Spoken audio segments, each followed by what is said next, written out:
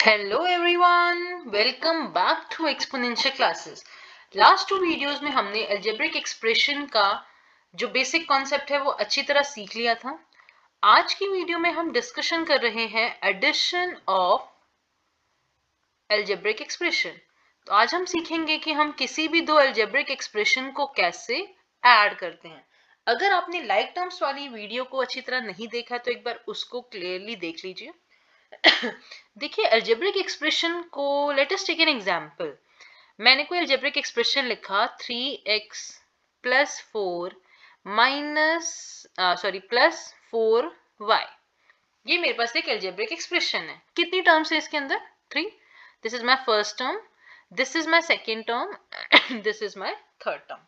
ये मेरे पास एक पूरा एक्सप्रेशन है। अब मुझे अगर ये लिखा हुआ है मेरे को इसको ऐड करना है, लेट अस सपोज x के साथ प्लस 7। ये दो एक्सप्रेशन है, मेरे को इनको ऐड करना है। तो ध्यान से देखिए, जब भी जहां पे कॉमा है वहां पर तो हम प्लस लिखेंगे, तो this will become something like this. अब आपको जो मेन चीज इसके अंदर ध्यान रखनी है वो ये रखनी है कि कौन सी चीजें आपस में ऐड हो सकती हैं और कौन सी नहीं हो सकती। जो मैंने आपको लाइक टर्म्स पढ़ाई थी, देखो ये जो है इसका वेरिएबल क्या है? x है, और इसका भी वेरिएबल क्या है? x है।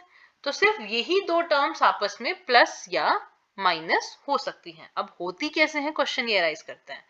देखिए, अगर मेरे पास इसका कोफिशिएंट क्या है? 3, और इसके आगे कोई नंबर नहीं है, इसका मतलब इसका कोफिशिएंट क्या है? 1। तो सिर्फ लाइक टर्म्स को आपस में प्लस करिए। करेंगे कैसे? ये x और x, एक x आ जाएगा और 3 प्लस 1 कितना हो जाएगा? 4। तो ये ऐसे हमारे पास प्लस होते हैं।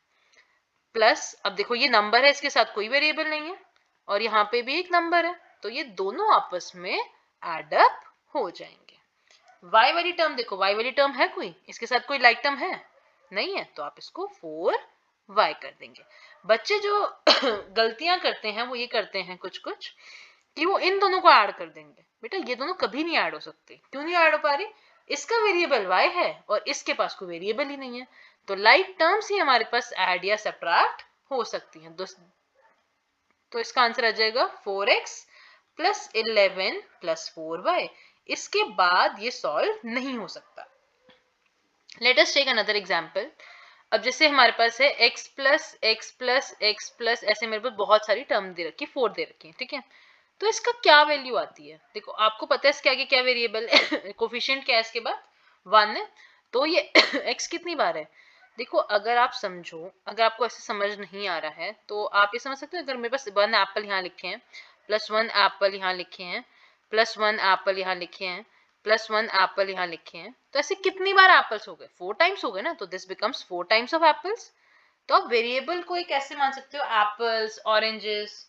तो आप इस तरीके से इनको कंसिडर करके हम इसको सॉल्व कर सकते हैं। तो मेरा इनका आंसर कितना आएगा? My answer will be 4x। Let us take another example. अगर मेरे पास x plus 2 plus x plus 9 दे रखा है, कैसे सॉल्व होंगे? देखो ये वेरिएबल है, ये तो इसके साथ ऐड नहीं हो सकता बिल्कुल भी। अब आधे बच्चे क्या करते हैं, इसको 2x लिख देते हैं, जो कि एकदम गलत है। तो आप इस x को और इस x को प्लस करेंगे, ये x प्लस होंगे कैसे? इनके कोफिशिएंट प्लस होंगे ना, तो इसके आगे भी 1 है, इसके आगे भी 1 है, तो कितने x हो गए? 2x हो गए। और ये नंबर्स को आप नंबर्स के साथ प्लस कर दीजिए, तो आ जाएगा 2x plus 11। Let us take another example. अगर मेरे को दे रखा है 2x plus 9 plus 3x plus 4y plus 1, तो ये कैसे सॉल्व होगा? आपको दिख रहा है ये एंड थर्ड टर्म सेम है, लाइक टर्म्स है ना, तो प्लस कर देते हैं। कितना हो जाएगा? This will becomes 5x plus 9 और 1 प्लस होंगे आपस में, तो दिस बिकम्स 10, और ये 4y मेरा एज इट इज आ जाएगा। तो आपको addition of the algebraic expression बहुत अच्छी तरह आना चाहिए। Let us take another example. -4xy plus 9y plus 8yx minus 9 plus 4y minus का 6। इतना बड़ा एक्सप्रेशन है, ठीक है। कितनी टर्म्स है पहले इसके अंदर देखो, 1 2 3 4 5 6। अभी जो हमें दिख रही है वो कितनी टर्म्स है? 6 टर्म्स है। पहले हम इसमें से लाइक टर्म्स को फाइंड आउट करते हैं। मैंने पहली टर्म देखी, पहली टर्म में यहाँ पे एक x है, यहाँ पे एक y है है ना, तो एक्स वाई मेरा वेरिएबल हो गया। और देखो यहाँ पे है नहीं है, तो इसका तो यूज नहीं हो सकता। यहाँ पे है, अब एक्स वाई लिखूं या वाई एक्स लिखूं, बात बराबर ही है। इससे पहले वाली वीडियो में ने आपको क्लियर कर दिया था।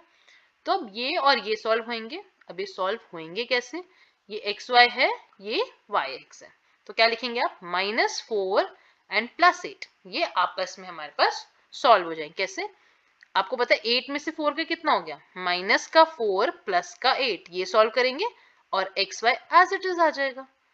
प्लस ये 9 प्लस का है, 4 भी प्लस का है, 9 + 4 कितना होता है 13, और ये y का y as it is, and numbers वाले नंबर्स के साथ सॉल्व हो जाएंगे। अब -9 एंड -6, माइनस माइनस कितना होता है प्लस, साइन माइनस का आता है, तो दिस बिकम्स -15। क्लियर। अब देखो यहाँ पे, अब आप इसको सॉल्व कर लो। अगर आप डायरेक्ट भी सॉल्व कर सकते हो तो आप डायरेक्ट लिख दो, आपको पता है माइनस प्लस माइनस, अब 4 में से 8 गया कितना हो गया 4, तो this becomes 4xy + 13y minus का 15। So this becomes my answer. तो यही सेम चीज प्लस में भी होती है और यही सेम चीज सब्ट्रैक्शन में भी होती है, किसमें, एल्जेब्रिक एक्सप्रेशन में।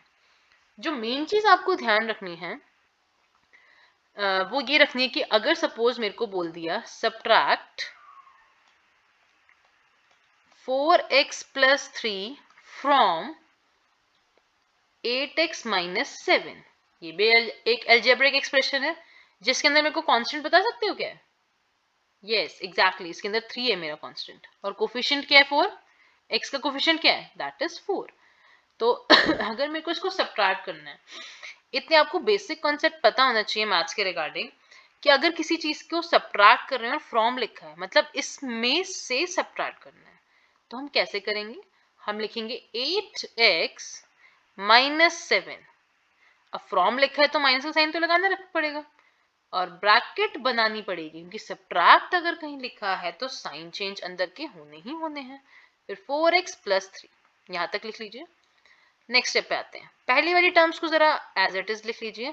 यहाँ पर ये माइनस है, माइनस समझ गया ना क्यों लिखा है मैंने, और फ्रॉम का मतलब क्या है, पहले ये टर्म आएगी फिर सब्ट्रैक्ट होगा दैट इज माइनस का साइन, फिर ये नेक्स्ट टर्म आएगी दैट इज मैंने ब्रैकेट में लिखा है देखो माइनस इसको करेंगे कितना हो जाएगा -4x, ये ब्रैकेट खुलेगा ना, इसके आगे प्लस का साइन है, तो अगर माइनस बाहर है तो किसका साइन आ जाएगा यहाँ पे मेरे पास, माइनस का आ जाएगा। वैसे यहाँ पर क्या लिखेंगे माइनस प्लस माइनस का 3, तो ये टर्म आ गई। अब नेक्स्ट स्टार्ट करते हैं, 8x - 4x कितना हो जाएगा 4x, क्योंकि 8 और यही तो सॉल्व हो सकते हैं, क्योंकि लाइक टर्म्स ही ऐड या सब्ट्रैक्ट हो सकती हैं। अब -7 और -3 को सॉल्व करना है। देखो अगर हो सकता है किसी बच्चे को प्रॉब्लम हो रही होगी इंटीजर्स को सॉल्व करने में, तो आप इंटीजर्स के कॉन्सेप्ट को ध्यान से देखिए कि ये जो मेरे पास मैंने -7 है, मेरे पास -7 एंड -3 है, सॉल्व कैसे होंगे, माइनस माइनस प्लस, और होंगे प्लस, साइन किसका आएगा बड़े वाले का, तो यहाँ पर आ जाएगा माइनस का 10। So this becomes my answer. अब आधे बच्चे क्या होते हैं, इनको 4 को भी 10 में से माइनस कर देंगे, बट ये तो हो ही नहीं सकता। क्यों नहीं ऊपर आई है, क्योंकि ये वेरिएबल के साथ है और ये विदाउट वेरिएबल है, तो हमारे पास आगे इसका सॉल्यूशन नहीं हो सकता।